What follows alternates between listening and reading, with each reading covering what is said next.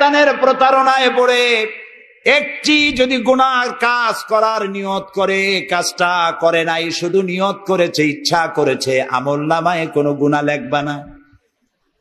গুনাহটা যখন করে ফেলবে, একটি গুনার বদলে শুধু একটাই গুনাহ লিখবে। আর যদি আমার বান্দা যদি একটি পুণ্য কাজের নেক কাজ করার নিয়ত করে, কাজটা করে নাই, শুধু নিয়তের জন্য একটা নেকি লিখে দিবা। নেকির কাজটি যখন সম্পাদন করবে তখন একের উপরে 10টা গ্রেস মার্ক লাগাইয়া দিবা। সুবহানাল্লাহ। আমি এইভাবে করে আমার বান্দাদেরকে মাফ করে দেব। সুবহানাল্লাহ। শয়তান মানুষকে ওয়াসওয়াসা দেয়, আর আল্লাহ যা বানায় তার উল্টা বানায়। আল্লাহ বানাইলো জাকাত, শয়তান বানাইলো কি? কন্তবুদ্ধি করে সুদে আর জাকাতে পার্থক্য কি? সুদ হচ্ছে ধনীদের গরিবদের কাছ থেকে নাও, ধনীদের দাও। আর জাকাত হচ্ছে ধনীদের কাছ থেকে নাও, সব গরিবদেরকে বন্টন করে দাও। সুবহানাল্লাহ। এর নাম যাকাত। আর এই কাজটি করার দায়িত্ব আল্লাহ দিলেন সরকারকে। সূরা হজ আল্লাহ রাব্বুল আলামিন বলেন, আল্লাযীনা ইম্মাক্কান্নাহুম ফিল আরদ আকামুস সালাত ওয়া আতাউজ যাকাত ওয়া আমারু বিল মা'রুফি ওয়া নাহাউ আনিল মুনকার ওয়া লিল্লাহি আকিবাতুল উমুর।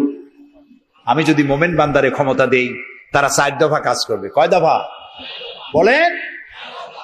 1 নম্বরে মুমিনেরা ক্ষমতায় গিয়ে নামাজ প্রতিষ্ঠা করবে। 1 নম্বর কাজ নামাজ প্রতিষ্ঠা করবে। ক্ষমতায় গিয়ে তারা অর্ডার করবে, বেলা 1টার সময় সমস্ত কোর্ট কাছারি, আদালত, শিক্ষা প্রতিষ্ঠান, কল কারখানা সব বন্ধ হবে আধা ঘন্টার জন্য। জোহরের নামাজ আর দুপুরের খানার বিরতি। নামাজ শেষ, আবার কাজ করতে আসো। নামাজ বাধ্যতামূলক। নামাজ যদি বাধ্যতামূলক হয় তাহলে তার সুফল কি? তার সুফল হলো, এসপি যদি বাধ্যতামূলক ভাবে নামাজ হয়, আর এসপি যদি মসজিদের ইমামতি করে দারোগাদের নিয়ে, অফিসারদের নিয়ে, দারোগা যদি, ওসি যদি থানায় পুলিশদের নিয়ে তার ইমামতিতে নামাজ হয়, এমপি যদি তার এলাকার অফিসার দিয়ে নিয়ে ইমামতি করে নামাজে, মন্ত্রী যদি তার এলাকার লোক নিয়ে, অফিসারদের নিয়ে সচিবালয় ইমামতি করে, এই মন্ত্রী, এই এমপি, এই ওসি, এই এসপি এদেরকে পিটাইয়াও ঘুষ খাওয়ান যাবে? যাবে না। যে বিশ্ববিদ্যালয়ের ভাইস চ্যান্সেলর নামাজ বাধ্যতামূলক হওয়ার কারণে মসজিদের ইমামতি করবেন, শিক্ষক, শিক্ষয়িত্রী, ছাত্র, ছাত্রী 5 ওয়াক্ত নামাজ যে বিশ্ববিদ্যালয় জামাতে আদায় করবে, ওরা কি মাস্তান, গুন্ডা, সাদাবাজ হবে?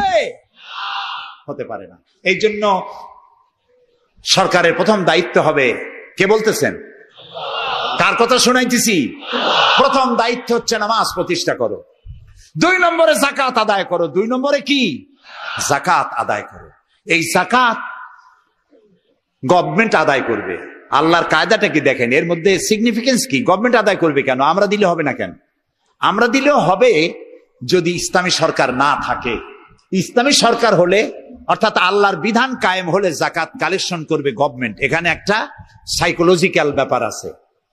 আমি যদি অধ্যক্ষ রশিদ খান সাহেবের কাছে আমি বলি যে আমি গরিব মানুষ, আমার কিছু সাহায্য করেন, উনি যদি আমাকে সাহায্য দেন যাকাত থেকে, অথবা কোনো দয়া করে কিছু পয়সা দেন, চিরটা কাল ওনাকে দেখলে পরে আমার মাথাটা একটু নত হয়ে যেতে পারে। আল্লাহ চান না তার কোন বান্দার মাথা আর একটা গোলামের সামনে নত হোক।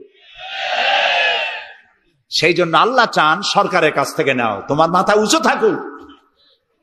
সুবহানাল্লাহ কইতে ইচ্ছা করে না? এ মাথার অনেক দাম। যেখানে সেখানে সেজদা দিয়েন না। পীর বুজুর্গ দেখলেই পায়ের উপরে পড়ে যায়েন না। কদম বসি করতে ইচ্ছা করে করেন, আমি বাধা দেব না, কিন্তু মাথাটা নিচু করেন না। মাথাটা আল্লাহ ছাড়া কারো সামনে নত হতে পারে না। এই মাথার অনেক দাম। আপনার বডি চেনাই যাবে না যদি মাথা না থাকে। আপনার মা অথবা স্ত্রী ছাড়া মস্তকবিহীন বডি চেনা কঠিন। এটা বডির আইডেন্টিটি।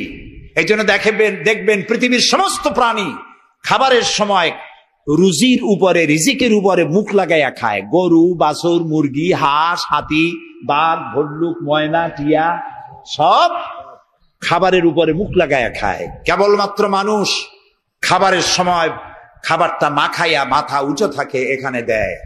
আল্লাহ চান রিজিকের সামনে আমার বান্দার মাথা নত হবে না, মাথা নত হবে তো রাজ্জাকের সামনে নত হবে, রিজিকের সামনে নয়।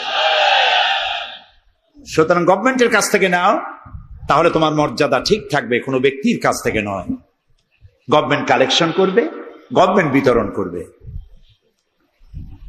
এরপরে দারিদ্র বিমোচন ইসলামের সব থেকে বড় প্রোগ্রাম, দারিদ্র বিমোচন করা। কারণ কি? কারণ হলো আমার রাসূল বলেছেন, কাদাল ফাকরু আইয়াকুনা কুফরা। দারিদ্র মানুষকে কুফরির মধ্যে ঠেলে দেয়। তার নামাজ রোজা থাকে না, আল্লাহ রসুল থাকে না, দরিদ্রের ধর্ম একখানা রুটি, সে তখন পূর্ণিমার চাঁদকে রুটির মতো দেখে। আছে না একটা কবিতা এরকম, পূর্ণিমার চাঁদ যেন ঝলসানো রুটি, তখন তার ধর্ম হয়ে যায় এটা। এই জন্য রসুল্লাহ বলেছেন, কাদাল ফাকরু আইয়াকুনা কুফরা। রসুল্লাহর একটা ব্যাংক ছিল, সেই ব্যাংকের নাম ছিল বাইতুল মাল। এই বাইতুল মাল ব্যাংক যেদিন তিনি এর ইনগোরাল সেশন, উদ্বোধনী দিন, আমাদের ব্যাংকগুলি উদ্বোধন করার সময় কত শামিয়ানা, গেট, তোরণ ইত্যাদি করা হয়। রসুল্লাহর ব্যাংক উদ্বোধন করা হলো মসজিদে নববীর ভিতরে, খেজুর গাছের খুঁটি আর খেজুর গাছ, উটের পশম, খেজুর গাছের পাতার মাটি, এই দিয়া ছাদ। উপরে যদি বৃষ্টি হয় আধা ঘন্টা, নিচে বৃষ্টি পড়ে 1.5 ঘন্টা, পাতার ট্যাপট্যাপানি। এরকম একটা মসজিদের ভেতরে বসে রসুল্লাহ ব্যাংক উদ্বোধন করলেন আর বললেন, বুখারীর হাদিস, মান তারাকা দায়নান আও দিয়ান ফাআলাইয়া। আমার রাষ্ট্রের ভিতরে কোন মানুষ যদি ঋণগ্রস্ত অবস্থায় মারা যায় আর তার ঋণ পরিশোধের অর্থ যদি না থাকে, তাহলে তার ঋণ পরিশোধের দায়িত্ব আর তার বিবি বাল বাচ্চা প্রতিপালনের দায়িত্ব আমি মুহাম্মদ আমার কাঁধের উপরে নিয়ে নিলাম। দারিদ্র বিমোচনের জন্য নবী করিম সাল্লাল্লাহু আলাইহি ওয়াসাল্লাম মানুষকে কাজ দিয়েছেন, ভিক্ষা কম দিয়েছেন। কেউ চাইলে, রসুলের আদত মোবারক ছিল, কেউ কিছু চাইলে পকেটে হাত দিতেন, থাকলে দিতেন। জীবনে একদিনের জন্য কাউকে না বলেন নাই। বলেছেন কিছু নাই, বলতেন আজকে দিতে পারলাম না, তুমি আবার এসো, দেব না, এরকম কথা জীবনে একবারও বলেন নাই। সুবহানাল্লাহ। শুধু দিয়েছেন, কিছু নেন নাই। আল্লাহ, সারা জীবন মানুষের কষ্ট বুকের উপরে ধারণ করেছেন, কাউকে কষ্ট দেননি। ক্ষুধার্ত মানুষের দুয়ারে দুয়ারে গেছেন, নিজে ক্ষুধায় কষ্ট করেছেন। হযরত আবু বকর, ওমর মসজিদে নববীর ভেতরে বসে অসময় বসে আছেন। রাসূলুল্লাহ দিনের বেলা জিজ্ঞেস করলেন, তোমরা এই অসময় এখানে কেন? তারা বললেন, আমরা ক্ষুধার্ত, 2-3 দিন কিছু খাই না। রাসূলুল্লাহ বললেন, আমারও তো একই অবস্থা, চলো। 3 জন বেরিয়ে গেলেন। মসজিদে নববীর পাশেই ছিল হযরত আবু আইয়ুব আনসারী রাদিয়াল্লাহু তাআলা আনহুর বাড়ি। আমি 1973 সনে স্বাধীন বাংলাদেশের প্রথম হজ আমি করেছিলাম। 4733 টাকা ছিল বিমানের ভাড়া। তখন মসজিদে নববীর পাশেই ছিল আবু আইয়ুব আনসারী রাদিয়াল্লাহু তাআলা আনহুর বাড়ি। সেই বাড়িতে গেলাম, ওইখানে একটা বাক্সের ভিতরে, একটা গ্লাসের বাক্সের ভিতরে ছিল রসুলের ব্যবহার করা তরবারি, তীর আর ধনুক। আমি বহুত চেষ্টা করছিলাম গ্লাসটা উঠাবার জন্য, কারণ এটা সেই তরবারি, সেই তীর, সেই ধনুক যেখানে আমার রসুলের হাতের পরশ লেগেছিল। যদি ধরতে পারতাম প্রাণ ভরে একটা চুমা দিতাম। এই বাড়িতে গিয়ে রাসূলুল্লাহ উপস্থিত হলেন। আবু আইয়ুব আনসারী 3 জন মেহমান, এর থেকে শ্রেষ্ঠ মেহমান আছে? স্ত্রীকে বললেন, তাড়াতাড়ি একটা ছাগল জবাই করো, রুটি বানাও। তিনি চলে গেলেন বাগানে, বাগান থেকে কিছু খোরমা আনলেন। হাদিস শোনাচ্ছি, গল্প নয়। কিছু খোরমা এনে রসুলের সামনে রাখলেন। রাসূলুল্লাহ বললেন, এর মধ্যে কাঁচা পাকা, আধা পাকা 3 পদের খাজুর, আমি কোনটা খাবো? হযরত আবু আইয়ুব বলেন, 3 প্রকারের খেজুরে আপনি হাত দিবেন, কারণ আপনার হাত যে প্রকারের খেজুরের গায়ে লাগবে আমার বাগানে আল্লাহ রাব্বুল আলামিন সেই খেজুরে বরকত দিয়া দিবে।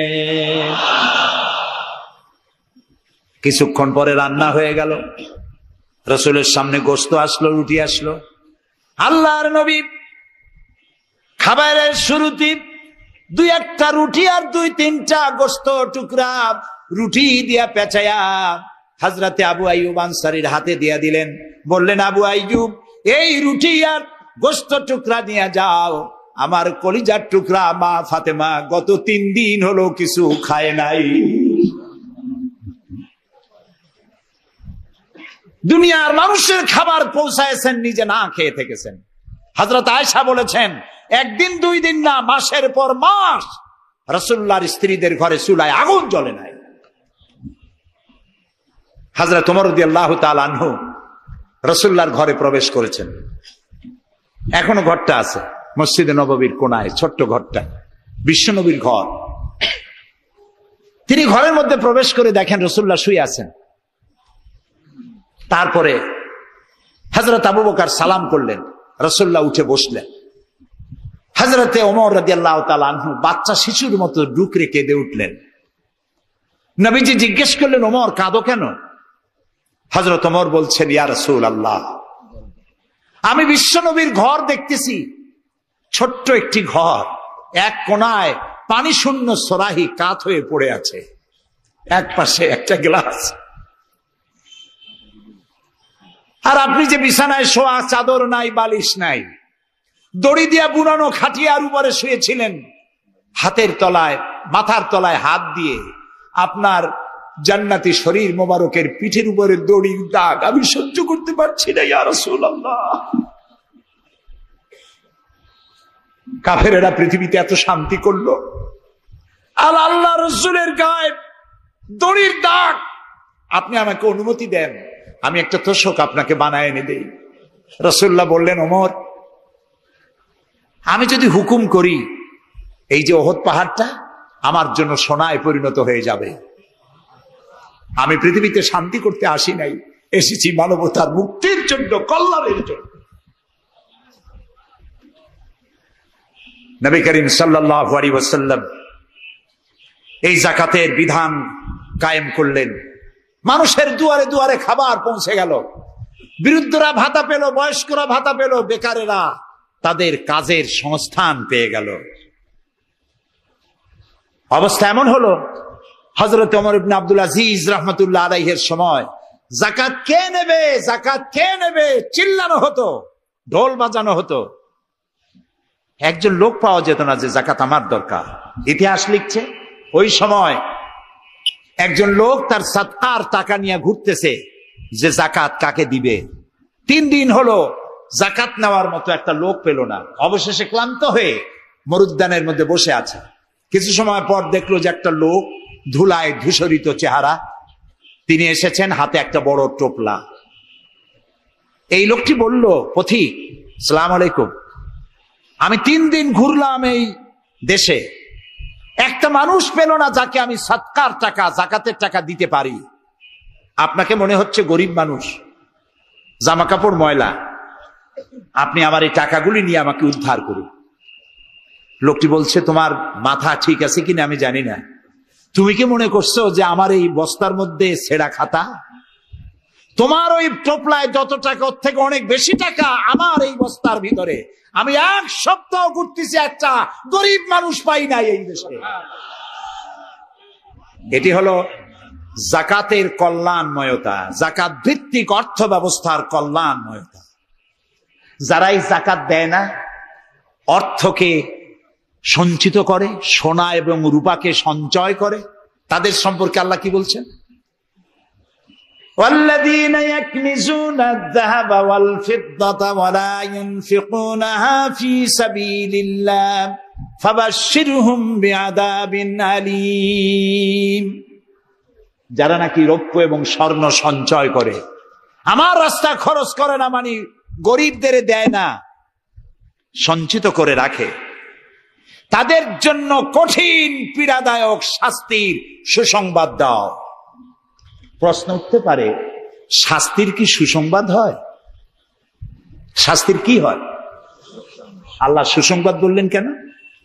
এটা বোঝাবার জন্য ছোট্ট একটি দৃষ্টান্ত যথেষ্ট। মা যদি ছেলেকে কন্ট্রোল করতে না পারে, দারুণ দুষ্ট, মা তখন বলে, দাঁড়া, তোর বাপ আসুক, আমি তারে নালিশ করব, এমন পিট্টি দেবে তখন মজা টের পাবে। পিটাইলে কি মজা লাগে? তাহলে মজা বললো কেন? শাস্তির তীব্রতা বোঝাবার জন্য মজা শব্দ ব্যবহার করা হয়। এটা কোরআনে কারিমের বাগধারা। আল্লাহ তাআলা বলছেন, তীব্র শাস্তির সুসংবাদ দাও। স্বর্ণ আর রৌপ্য জমা করে রেখেছো, যাকাত দাওনি। বহু মহিলার অসংখ্য সোনার রূপা আছে, যাকাত দেন না। কবে কালে ভদ্র একটা বিয়ে আসবে, সেই বিবাহে সজ্জিত হয়ে যাবেন, সারা বছরে যাকাত দিলেন না, এতগুলি সোনা আটকায় রাখলেন কেন? আল্লাহ চান না টাকা পয়সা পুঞ্জীভূত হয়ে থাকুক। কোরআন শুধু নামাজ রোজা নয়, দেখুন না আল্লাহ কি বলছেন। আল্লাহ বলছেন, কায়লা ইয়াকুনা দুলাতাম বাইনাল আগনিয়াই মিনকুম। আল্লাহ বলছেন, তোমাদের কিছু সংখ্যক ধনীদের মধ্যে তোমাদের সম্পদগুলি পুঞ্জীভূত হয়ে যাক, এটা আমি চাই না। এটা যাকাত, ফিতরা, সাদকা, এককালীন দানের মাধ্যমে গোটা জাতির মধ্যে পৌঁছে যাক, তাহলে মানুষের উপকার হবে। সুতরাং 7.5 তোলা নিচ পর্যন্ত যাকাত আপনার না দিলে চলবে। যখন 7.5 তোলা হবে তখনই যাকাত শুরু হবে। যত বেশি হয় গোড়া থেকে শুরু করে সবটা দিতে হবে। 52 তোলা রূপা হলে যাকাত দিতে হবে। এই যাকাতের টাকা না দিয়ে যারা জমা করে রাখেন, শাস্তিটা কি হবে শোনেন। আল্লাহ শাস্তির ধরনও বলছেন, ইয়াউমা ইউহমা আলাইহা ফি নারে জাহান্নামা ফাতুকওয়া বিহা জিবাহুম ওয়া জুনুবুহুম ওয়া যুহুরুহুম হাযা মা কানাসতুম লিআনফুসিকুম ফাযুকু মা কুনতুম তাকনিজুন। এমন একদিন আসবে যখন এই স্বর্ণ আর রৌপ্যকে জাহান্নামের আগুন দিয়ে জ্বালায়া সিল বানানো হবে, আর এই সিলগুলি তোমার কপালে, তোমার পার্শ্ব দেশে, তোমার পৃষ্ঠ দেশে সিল মারা হবে জাহান্নামের আগুন দিয়ে। আর বলা হবে, হাদা মা কানাসতুম লিআনফুসিকুম, এই হলো তোমার সেই সব সঞ্চিত সম্পদ যা তুমি সঞ্চয় করে রেখেছিল, আল্লাহর রাস্তায় খরচ করো নাই। রাসূলের কাছে প্রশ্ন হয়েছে, ওয়ায়াসআলুনাকা মাযা ইউনফিকুন। হে রাসূল, আপনাকে প্রশ্ন করা হয় যে কি খরচ করব। আল্লাহ তাআলা বলছেন, কুলিল আফওয়া, বলুন প্রয়োজনের অতিরিক্ত জিনিস আল্লাহর রাস্তায় খরচ করে দাও। আমরা প্রয়োজনের অতিরিক্তটা ব্যাংকে জমা রাখি। আল্লাহ বলেন খরচ করো। যত খরচ করবে আল্লাহ তত বাড়াই দিবেন। দেখেন না আল্লাহ বাড়ায় কেমনে। আল্লাহরে বিশ্বাস করেন যে আল্লাহ যে বাড়াইতে পারেন, এটাকে বিশ্বাস করেন? এটি তো ইমানের প্রশ্ন। কেউ যদি জবাব দিতে ব্যর্থ হন তাহলে তো কুলক্ষণ। আল্লাহ কি সম্পদ কমানো আর বাড়ানোর মালিক কে? ইয়ামহাকুহুল্লাহুর রিবা ওয়া ইউরবিস সাদাকাত। আল্লাহ তাআলা বলছেন, আমি সুদকে ধ্বংস করি আর সাদকাকে বৃদ্ধি করি। হালালে বরকত হয়, হারামে বরকত হয় না। আজ গোটা পৃথিবীতে, শুধু বাংলাদেশে নয়, গোটা বিশ্বে ওয়ার্ল্ড ব্যাংকের দৃষ্টিতে ইসলামী ব্যাংক পৃথিবীতে সব থেকে সফল ব্যাংক। তাও আলহামদুলিল্লাহ কব না। কেন? কারণ হালালে বরকত হয়, হারামে বরকত হবে না। আচ্ছা, কুত্তায় বাচ্চা দেয় কয়টা কন্ত? ওর তো ফ্যামিলি প্ল্যানিং নাই, জনমের মতো হয়। এই কুত্তাগুলি যদি সব বাঁচত তাহলে বরিশাল দিয়ে হাঁটতে পারতেন? কুত্তার জ্বালায় হাঁটতেই পারতেন না। গরুতে, গাবিতে বাছুর দেয় কয়টা বছরে? একটা, মাত্র একটি। আর মুসলমানেরা গরু যা জন্মের খাওয়া খায়, তারপরেও কুত্তা বেশি না গরু বেশি? এই কারণে, যেহেতু গরু হালাল তাই গরুতে বরকত, কুত্তা হারাম তাই বরকত নাই। ইসলামী ব্যাংক শুধু ব্যাংকিং সেক্টরেই কাজ করে না, জাতির কল্যাণমূলক বহু সংখ্যক কাজ তারা করে থাকে। ইসলামী ব্যাংক হাসপাতাল, ইসলামী ব্যাংক ব্যাংকের জন্য কলেজ, ইসলামী ব্যাংক দিয়ে যখন ডিজাস্টার হয়, দুর্ভিক্ষ হয়, যখন বন্যা হয়, জলোচ্ছ্বাস হয়, লক্ষ কোটি কোটি টাকা তারা দুহাতে বিতরণ করে। অফি আমওয়ালিহিম হাক্কুল লিসাইলি ওয়াল মাহরুম। আল্লাহ তাআলা বলছেন, তোমার সম্পদের ভিতরে গরিবদের অধিকার আছে। গরিব তোমার করুণার পাত্র নয়, যাকাত দিয়ে আসো তার বাড়ি যায়। তবে শাড়ি আর লুঙ্গি দেওয়া কোনো অর্থবহ কাজ নয়। কি দিবেন? রাসূলুল্লাহর কাছ থেকে শিখুন। ওই যে একজন আসলো, ভিক্ষা চাইলো, বলল তোমার কি কিছু নাই? বলল আছে। কি আছে কন্ত? মাশাআল্লাহ, জানি সবাই, কিন্তু আমল করি না। দুনিয়ায় যত ভালো কথা সব বলা হয়ে গেছে, বাকি আছে শুধু পালন করা। রাসূলুল্লাহ তাকে বললেন কম্বল আনো। বিক্রি করে কিনলেন কি? কুড়াল। রাসূলুল্লাহ তার নিজের পবিত্র হাত দিয়ে কুড়ালে হাতল লাগায় দিলেন, বললেন যাও জঙ্গলে কাঠ কাটো, বাজারে বিক্রি করো, ভিক্ষা কোনোদিন আর করবা না। 1 বছর পর, হাদিস শুনুন, 1 বছর পর ওই ভিক্ষুক এসে বলছেন, আসসালামু আলাইকা ইয়া রাসূলুল্লাহ, হুজুর আপনি আমাকে চিনেছেন? আমি সেই ভিক্ষুক যে ভিক্ষা নিতে এসেছিলাম, আপনি আমাকে ভিক্ষা না দিয়ে কুড়াল দিয়েছিলেন। কুড়াল দিয়া কাঠ কাটিয়া বাজারে বিক্রি করে আমার কাছে এখন যাকাত দেওয়ার মতো অর্থ জমা হয়ে গেছে। এটার নাম ইসলাম। শুধু নামাজ রোজা জিকির আজগারের জন্য শুধু নয়, নামাজ রোজা জিকির আজগার তো করব, কিন্তু আমার মানুষকে দারিদ্র বিমোচন করতে হবে। সুতরাং যাকাতের টাকা দিয়ে একটা শিক্ষিত বেকার যুবককে একটা কম্পিউটার কিনে দেন, একটা বিধবা মহিলাকে একটা সেলাই মেশিন কিনে দেন, তার সতীত্ব সে বাঁচাতে পারবে। ক্ষুধার জ্বালায় মানুষ যখন অসহনীয় পর্যায়ে চলে যায়, তখন সে দেহ ব্যবসার মতো নিকৃষ্ট পর্যায়েও চলে যায়। এজন্য ধনীরা দায়ী হবে আল্লাহর কাছে। কচু গাছ কাটতে কাটতেই মানুষ খুন করে। একটা এতিম বাচ্চা ক্ষুধার জ্বালায় ঘুরতেছে, ওই বাচ্চাটি আপনি তাকে একটু আদর করেন, ওরে আপনি একটা চীনাবাদামের বাক্স কিনে দেন 50 টাকা 100 টাকা দিয়া, কিছু চীনাবাদামের পুঁজি দেন, একটা পানের খিলি বানাইয়া বিক্রি করার পুঁজি দেন, কয়েকটা বুট পলিশের কালি আর ব্রাশ কিনে দেন, সে রাস্তায় বসে জুতা পালিশ করবে, ছেলেটি পকেট মারা থেকে চুরি করা থেকে বেঁচে যাবে, সমাজ সংস্কার হবে, সমাজ অপরাধ মুক্ত হবে, সমাজ থেকে দারিদ্র বিমোচন হবে। আলহামদুলিল্লাহ বলুন। আপনি কি জানেন এই যে গাছগুলি লাগালে পরে কত সওয়াব হয়, এবং দারিদ্র বিমোচনের জন্য গাছের কি বিশাল ভূমিকা। রাসূলুল্লাহ বলেছেন হাদিস, তোমার কাছে যদি এমন খবর আসে যে কিয়ামত হচ্ছে, আর তখন যদি তোমার কাছে কোনো গাছের চারা থাকে, কিয়ামত হচ্ছে, গাছের চারাটি কিয়ামত আসার পূর্বেই গাছের চারাটি লাগিয়ে যাও, কিয়ামতের দিন সাদকায়ে জারিয়ার সওয়াব পেয়ে যাবে। একটি গাছ যদি কেউ লাগায়, ওই গাছে যত পাখি বসবে, ফল হবে, মানুষে খাবে, আশ্রয় নেবে মানুষেরা, কিয়ামত পর্যন্ত সাদকায়ে জারিয়ার সওয়াব মানুষ কবরে বসে বসে পেতে থাকবে। সব জায়গায় সওয়াব আর সওয়াব জানি না, খালি মনে করি ইল্লাল্লাহ ইল্লাল্লাহ বলতে পারলেই সওয়াব। আর খালি ইল্লাল্লাহ বলবেন বা কেন? যারা এই ধরনের জিকির করেন, আমার মনে দারুণ প্রশ্ন, জবাব খুঁজে পাই নাই। আল্লাহর কলেমাকে খণ্ডিত করে জিকির করার পারমিশন কোন হাদিস দিয়েছে? কে দিয়েছে এই পারমিশন? লা ইলাহা ইল্লাল্লাহ, এটা হলো পূর্ণাঙ্গ কালেমা, কমপ্লিট হচ্ছে মুহাম্মদুর রাসূলুল্লাহ। আফজালুজ যিকর লা ইলাহা ইল্লাল্লাহ। কতক্ষণ লা ইলাহা ইল্লাল্লাহ, কতক্ষণ ইল্লাল্লাহ ইল্লাল্লাহ ইল্লাল্লাহ।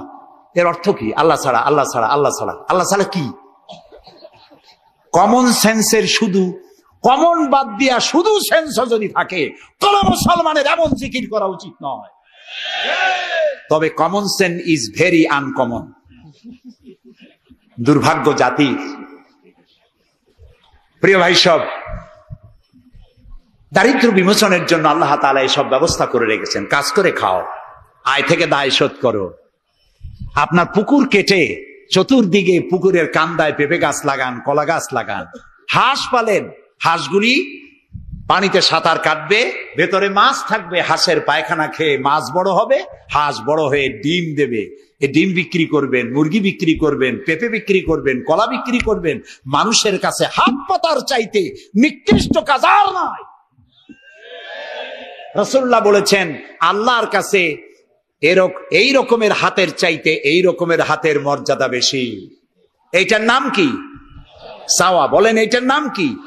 এইটার নাম আল্লাহর কাছে এইটার কোনো দাম নাই, কোনো দাম নাই। আল্লাহর কাছে দাম এইটা। এই জন্য যারা শ্রমিকদের সম্পর্কে আমার রাসূল বলেছেন, আল কাসিব হাবিবুল্লাহ, যারা সহজে উপার্জন করে খায় ওরা আল্লাহর বন্ধু।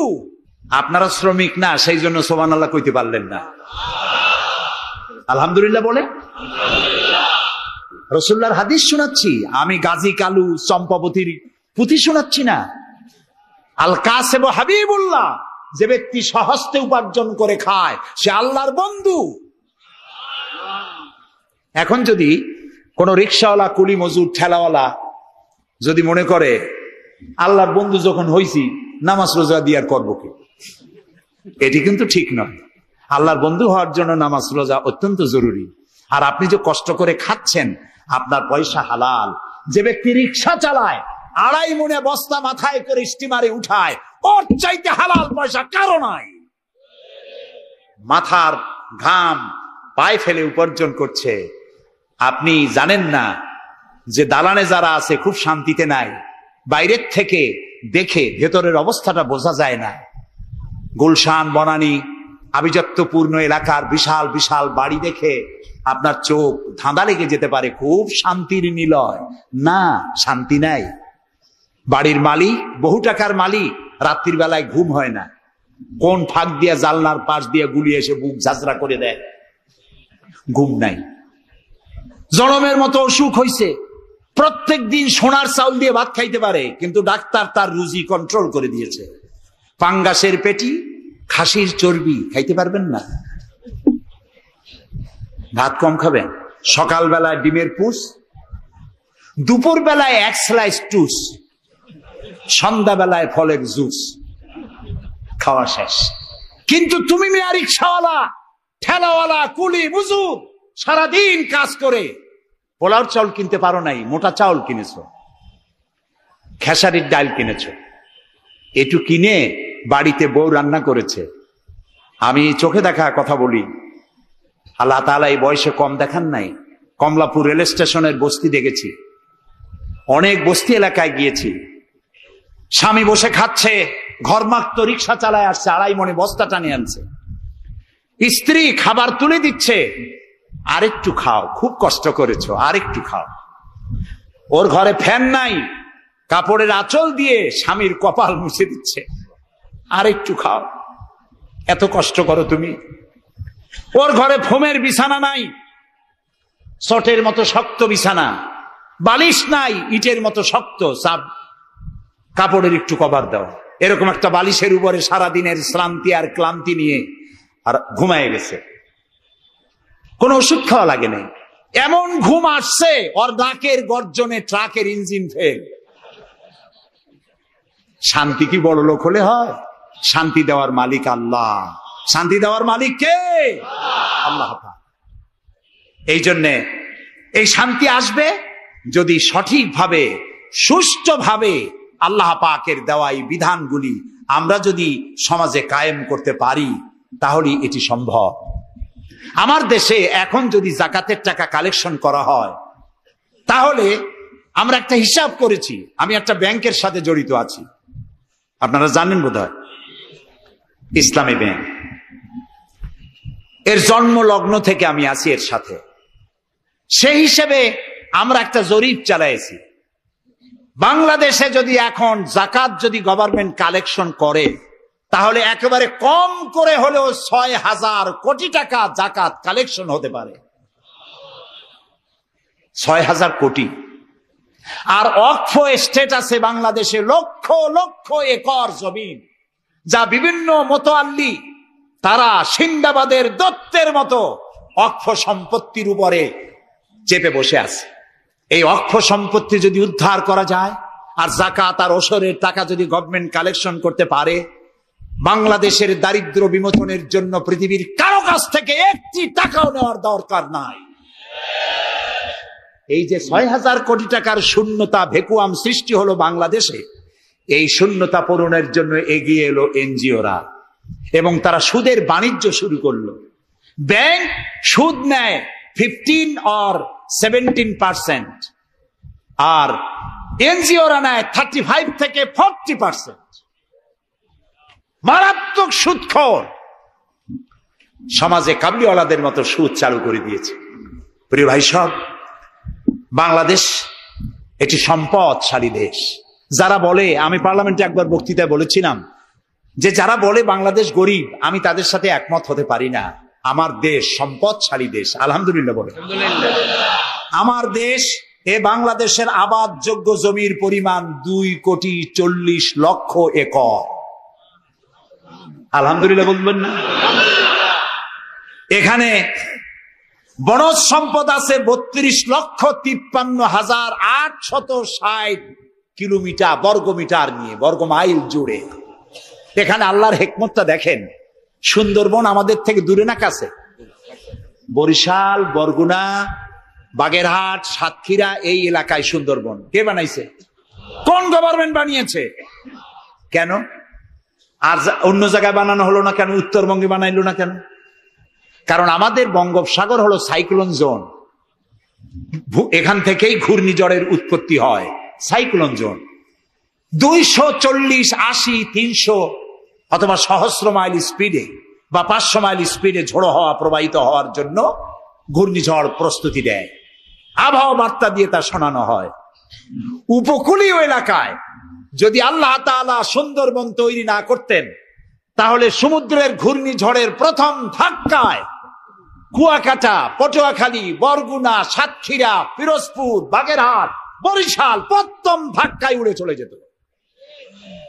আল্লাহ তাআলা কি দয়া, সুন্দরবন বানাই দিয়ে প্রোটেক্টেড করেছেন। তাও আমরা সুবহানাল্লাহ বলবো না? এই সুন্দরবন রক্ষার জন্য গভর্নমেন্ট পাহারাদার লাগিয়েছে, কিন্তু পাহারাদারেরা নিজেরাই রক্ষকরা হইছে ভক্ষক, জন্মের খাওয়া খাইতেছে। আল্লাহ দেখলেন যে এরা তো এই ধরনের মানুষ খুব বেকায়দা, সেই জন্য আল্লাহ তাআলা নিজেও কিছু পাহারার ব্যবস্থা করলেন। সেই পাহারাদার কে? Royal Bengal tiger. যদি সামনে পড়েন 10 কোটি টাকা ঘুষ দেবেন, এ কথা শুনলেও আপনারে ছাড়বে না। যাতে বংশানুক্রমে পৃথিবীর মানুষ, দেশের মানুষ এগুলি ভোগ দখল করতে পারে, আল্লাহ সেই জন্য পাহারাদার রেখে দিয়েছেন। সুবহানাল্লাহ। আমার দেশে রয়েছে পানি সম্পদ। বাংলাদেশের ছোট বড় 250টি নদ নদী আছে, যেগুলির দৈর্ঘ্য 3,200 বর্গ মাইল। আছে পানি সম্পদ, আছে পশু সম্পদ, আছে মৎস্য সম্পদ, সর্বোপরি আছে এই বাংলাদেশের 14 কোটি মানুষের 28 কোটি হাত। এই হাতগুলি যদি ভিক্ষুকের হাত না হয়ে কর্মীর হাত হয়ে যায়, তাহলে আমাদের দেশ গরিব থাকতে পারে না। আমার দেশের সম্পদের অভাব নাই, যথেষ্ট সম্পদ আছে, শুধুমাত্র ইকুয়াল ডিস্ট্রিবিউশন নাই। সৎ এবং যোগ্য নেতৃত্বের অভাবে এই চরম দুরবস্থার সৃষ্টি হয়েছে। আরো হয়েছে রাজনৈতিক প্রতিহিংসার কারণে। তা না হলে আমরা পৃথিবীর মধ্যে দাঁড়ায় যেতাম। যুদ্ধ বিধ্বস্ত জাপান কোথা থেকে কোথায় গেল? উত্তর কোরিয়া আমেরিকাকে চ্যালেঞ্জ করছে।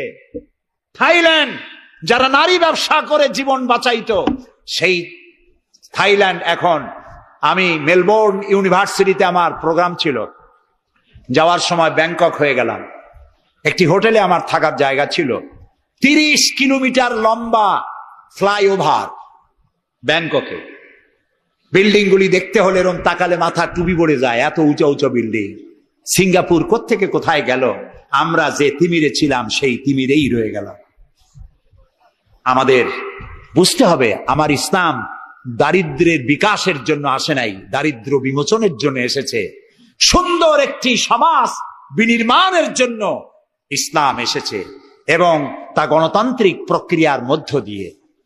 নবী করিম সাল্লাল্লাহু আলাইহি ওয়াসাল্লাম যদি বলতেন ইন্তেকালের সময় যে আমার মেয়ে নেতৃত্ব দিবে, আমার নাতি নেতৃত্ব দিবে, বলেন কার বাবার হিম্মত ছিল এটার প্রতিবাদ করার? তিনি কি তা করেছেন? না। ইন্তেকালের সময় জিজ্ঞাসিত হয়ে তিনি বললেন, আমার পরে তোমাদের মধ্যে যিনি বেশি যোগ্য, খোদাভীরু, আল্লাহকে ভয় করে, তেমন লোককে তোমরা নেতা নির্বাচিত করো। আবু বকর রাদিয়াল্লাহু তাআলা তাই বলেছেন, ওমর, ওসমান, আলী তাই বলেছেন। সুবহানাল্লাহ বলেন। ওয়া আমরুহুম শুরা বাইনাহুম, এটি হলো গণতন্ত্র। তোমরা তোমাদের পরামর্শ ভিত্তিতে তোমাদের রাষ্ট্র সমাজ পরিচালনা করো। সুবহানাল্লাহ বলেন। কে বলে কোরআন শুধুমাত্র একটি ধর্মগ্রন্থ, বেদ আর বাইবেলের মতো? নিশ্চয়ই নয়। কোরআন একটি পূর্ণাঙ্গ জীবন বিধান, যা মানুষের জীবনের কথা বলে। এ মাসটার নাম কি? আরবি মাসের নাম কি? মুহররম। এটি সেই মাস যে মাসে খেলাফতকে প্রতিষ্ঠার জন্য রাসূলের কলিজার টুকরা নয়নের পুতুল ইমাম হোসাইন কারবালার ময়দানে শাহাদাত বরণ করেছিলেন, রাজতন্ত্রের বিরোধিতা করেছিলেন। হযরত ইমাম হোসাইন তিনি দেখতে পেলেন 680 খ্রিস্টাব্দে সিরিয়ার দামেস্কে এজিদ ক্ষমতা দখল করলো অগণতান্ত্রিক পদ্ধতিতে, এবং সরকারি মালের কোনো হিসাব নাই, অডিট নাই, স্বৈরাচারী কায়দায় তিনি ক্ষমতা দখল করে মদিনার আহলে বায়াত যারা মদিনার নেতৃবৃন্দকে তার আনুগত্য করার জন্য বাধ্য করলো। ইমাম হোসাইন যে মায়ের পেটে এসেছেন, যে পিতার পেটে জন্মে এসেছেন, যে নানার কোলে বড় হয়েছেন, তিনি কি এই দৃশ্য চোখে দেখতে পারেন? তিনি বললেন আমি কুফায় যাব। কুফার লোকেরা দাওয়াত দিল, তিনি কুফায় রওনা করবেন। মদিনার লোকেরা হাতে পায়ে ধরলো, কুফায় আপনি যাবেন না। তিনি বললেন আমি কোন ক্রমে এজিদের বশ্যতা স্বীকার করব না, আমি এর বিরোধিতা করবই। মাত্র 72 জন লোক নিয়ে তিনি কুফার দিকে অগ্রসর হলেন। এই 72 জনের মধ্যে 40 জন পুরুষ আর 32 জন নারী আর শিশু। তিনি যখন কারবালা প্রান্তরে পৌঁছে গেছেন, ইবনে জিয়াদ কুফার গভর্নর, তিনি বাধা দিলেন, বললেন আমার দরবারে হোসাইনকে হাজির করো। ইমাম হোসাইন বললেন যে ব্যক্তি আল্লাহর আখিরাতকে অস্বীকার করেছে, রাসূলকে অস্বীকার করেছে, আমি তার সামনে জীবন থাকতে যাব না। রাতারাতি ইয়াজিদ 6000 সৈন্য পাঠিয়ে দিল। ইমাম হোসাইনের সাথে লোক কত? মাত্র 72। 6000 লোক কি যুদ্ধ করা লাগে 72-এর সাথে? শুধু যদি মার্চ করে পায়ের তলায় পিছে 72 জন শেষ হয়ে যাবে। হযরত ইমাম হোসাইন রাতের বেলায় সঙ্গীদের বললেন, ও আমার সাথীরা, ইয়াজিদ আমার শির চায়, আমাকে চায়, আমার সঙ্গে থেকে তোমরা তোমাদের জীবনকে বিপন্ন করো না, তোমরা সবাই ফিরে চলে যাও মদিনায়। সাথীরা বললেন, ইমাম আজকে যদি আপনাকে ছেড়ে জীবনের মায়া নিয়ে মদিনায় ফিরে যাই, আর আপনার যদি শাহাদাত নসিব হয়, তাহলে কিয়ামতের দিন আল্লাহর নবীর সামনে আমরা কি জবাব দেব? আমরা আমাদের জীবন দিয়ে আপনাকে পাহারা দেব। সকালবেলা যুদ্ধ শুরু হয়ে গেল। জোহরের নামাজ আসতে না আসতে 40 জন পুরুষ শাহাদাত বরণ করলেন। এখন একজন পুরুষ বেঁচে আছেন, ইমাম হুসাইন। তাঁবুর ভিতরে স্ত্রী এবং অন্যান্য মহিলাদের কাছ থেকে বিদায় নিতে এসেছেন। তোমাদেরকে আল্লাহর হাওয়ালা করলাম, আমি যুদ্ধে চলে যাচ্ছি। আমার চোখের সামনে আমার নানাজির দান্দার মোবারক শহীদ হওয়া ইসলাম, সাহাবীদের রক্ত দেওয়া, জীবন দেওয়া ইসলাম, খেলাফত মিটে যাবে পৃথিবী থেকে, রাজতন্ত্র প্রতিষ্ঠা হবে। আমার জীবন থাকতে আমি তা হতে দেব না। স্ত্রী এগিয়ে এলেন, বললেন, হুসাইন, জিহাদের ময়দানে থেকে আমি আপনাকে বিরত থাকতে বলবো না, তবে একটি দাবি আছে। এই যে ছোট্ট দুগ্ধপোষ্য শিশু, গত কয়েকদিন হলো ঘরে খাবার নাই, পানি নাই, আমার বুকে দুধও নাই, এই ছোট্ট বাচ্চাটিকে একটু পানির ব্যবস্থা করুন। ইমাম হোসাইন কলিজার টুকরা সন্তানকে 2 হাতে উঁচু করে এজিদি সৈন্যদের সামনে এসেছেন। এজিদি সৈন্যরা, আমার হাতের দিকে তাকাও, এটি রসুলের আওলাদ, আমার কলিজার টুকরা সন্তান। ফোরাতের অফুরন্ত পানি প্রবাহিত হচ্ছে, একটু ফোরাতের কুলটা ছেড়ে দাও, ওর একটু পানি পান করাই। আমার সাথে তোমাদের শত্রুতা থাকতে পারে, এই নিষ্পাপ বাচ্চার সাথে তো কোনো শত্রুতা থাকার কথা নয়। তার এই আবেগপূর্ণ কথা এজিদি সৈন্যদের কলিজা স্পর্শ করলো না। তারা বিষাক্ত তীর নিক্ষেপ করলো। ইমাম হোসাইনের উঁচু করে ধরা বাচ্চার বুকের ভিতর থেকে বিষাক্ত তীর প্রবেশ করে বেরিয়ে গেল অপর প্রান্ত থেকে, রক্ত ফিনকি দিয়ে বেরিয়ে এলো। ইমাম হোসাইন 2 হাতে আজলা ভরে সেই রক্ত চেহারায় মাখতে লাগলেন আর বললেন, কলিজার টুকরা সন্তান, সালেহ আলাইহিস সালামের উটনির রক্তের চাইতে তোমার রক্ত পবিত্র। হযরত সালেহ আলাইহিস সালামের চাইতে রাসূলুল্লাহর মর্যাদা অনেক বেশি, তুমি তার আওলাদ। বাচ্চাকে কোলে করে নিয়ে স্ত্রীর কাছে গিয়ে বললেন, স্ত্রী, এই নাও তোমার বাচ্চা, ঠান্ডা হয়ে গেছে, এমন পানি পান করেছে কিয়ামত পর্যন্ত পানি পানি বলে তোমারে আর বিরক্ত করবে না। ইমাম হোসাইন লড়াই করলেন ময়দানে, বহু সংখ্যক সৈন্য হতাহত করে ফোরাতের কুল উন্মুক্ত করে ঘোড়ার পৃষ্ঠ থেকে নেমে এক আজদা পানি তুলেছেন, পানি পান করবেন। মুখের কাছে যখন আকণ্ঠ তৃষ্ণার্ত পিপাসার্ত হোসাইন মুখের কাছে পানি নিয়েছেন, হঠাৎ ভেসে উঠল মনের পর্দায়, একটু আগে আমার কলিজার টুকরা সন্তান এই পানির অভাবে চলে গেল। 40 জন মানুষ বিদায় হলো, এক ফোঁটা পানি দিতে পারলাম না, এই পানি আমি কেমনে খাই? হাতের থেকে পানি পড়ে গেল। অশ্বের পৃষ্ঠে আরোহণ করলেন, চতুর্দিক থেকে তীর আর তরবারি আসতে লাগলো।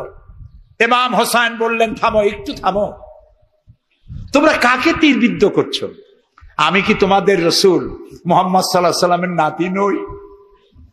আমি কি তোমাদের রসুলের কলিজার টুকরা মা ফাতেমার নয়নের মণি নই? কেমন করে আমার গায়ে তোমরা তীর মারো? উম্মে সালমা, আমাদের মা উম্মে সালমা রাদিয়াল্লাহু তাআলা আনহা, সকাল বেলায় 11ই মুহররম সকাল বেলায় তিনি ঘরে বসে কাঁদতেছেন।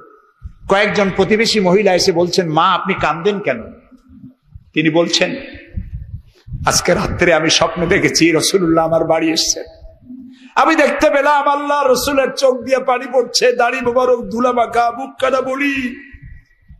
আমি জিজ্ঞেস করলাম, ইয়া রাসূলুল্লাহ আপনি কাঁদেন কেন? মুখখানা মলিন কেন? দাড়ি মোবারকে ধুলাবালি কেন? রাসূলুল্লাহ বললেন, উম্মে সালমা তুমি জানো না আমি এইমাত্র কারবালা থেকে এসেছি।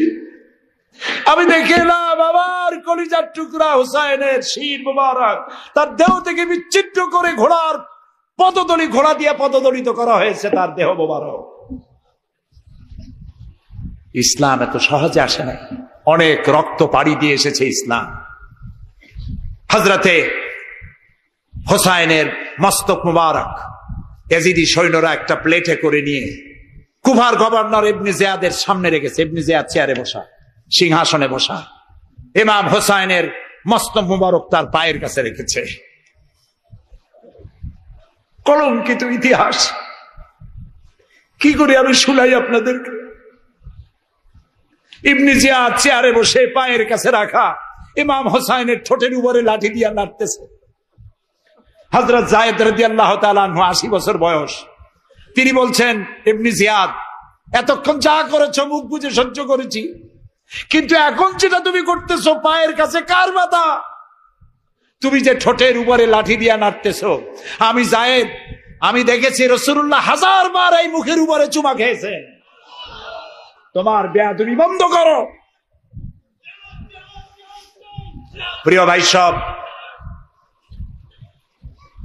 রাজতন্ত্র নয়, পরামর্শ ভিত্তিক সমাজ ব্যবস্থা প্রতিষ্ঠার জন্য আল্লাহ তাআলা ইসলাম দিয়েছেন, দ্বীন দিয়েছেন। সেই জীবন ব্যবস্থা ইসলাম আজকে এই পৃথিবীতে মুসলমানদেরকে সন্ত্রাসী জাত হিসেবে চিহ্নিত করার জন্য, উগ্র জাতি হিসেবে, সহিংস জাতি হিসেবে, অগণতান্ত্রিক জাতি হিসেবে প্রমাণিত করার জন্য পাশ্চাত্য শক্তি তারা নবী করিম সাল্লাল্লাহু আলাইহি সাল্লামের ব্যঙ্গচিত্র এঁকে দুনিয়ায় ছড়িয়ে দিয়েছে। আজকে জুমার খুতবায় আমি কসাই মসজিদে বলেছিলাম, রাসূলুল্লাহর মাথার উপরে বোমা আকৃতির পাগড়ি বেঁধেছে, পাশে 2টা অর্ধনগ্ন মেয়ে লোক রেখেছে। নাউজুবিল্লাহ। তোদের মতো অসভ্য আছে পৃথিবীতে? ডেনমার্ক, আমেরিকা, ইউরোপ, তোমরাও কি মানুষের মতো কাজ করেছ? বিশ্ব নবী পৃথিবীতে সব দিয়েছেন, কিছু নেন নাই। তাকে অপমান করার অর্থ হচ্ছে মানব সভ্যতাকে অপমান করা। রাসূলকে অপমান করার ক্ষমতা কারো নাই। তার সম্মান পাহাড় সমান নয়, তার সম্মান আকাশ সমান নয়। রাসূলের সম্মান আল্লাহর আরশ পর্যন্ত। আল্লাহ তার আরশে আজিমে কাউকে দাওয়াত দেন নাই, বিশ্ব নবীকে দাওয়াত দিয়েছিলেন। আমি আমার বরিশালবাসীদের বলবো, মুসলমানদেরকে ধৈর্য ধারণ করতে হবে, আরো সংযমী হতে হবে। ইসলাম সর্বশ্রেষ্ঠ জীবন ব্যবস্থা। এই কল্যাণময় জীবন ব্যবস্থা প্রতিষ্ঠার জন্য এগিয়ে আসতে হবে মুসলমানদেরকে, সকলকে, হিন্দুদেরকেও। হিন্দু, বৌদ্ধ, খ্রিস্টানদের বলি, আমার প্রিয় ভাইয়েরা, আপনাদের মধ্যে আমাদের মধ্যে পার্থক্য খুবই কম। হিন্দুরা বলেন এক ব্রহ্মা, দ্বিতীয় নাস্তি, আমরা বলি লা ইলাহা ইল্লাল্লাহ। কথা প্রায় কাছাকাছি। আপনারা পুনর্জন্মে বিশ্বাসী, আমরা পুনরুত্থানে বিশ্বাসী। এই কোরআন শুধু মুসলমানদের জন্য নয়। আপনার ইসলাম কবুল করা লাগবে না। আমি ইউরোপ, আমেরিকা, অস্ট্রেলিয়া, আফ্রিকায় যখন অমুসলিমদের মধ্যে বক্তৃতা করি তখন বলি আপনাদের মুসলমান হওয়া লাগবে না, যে ধর্মে আছে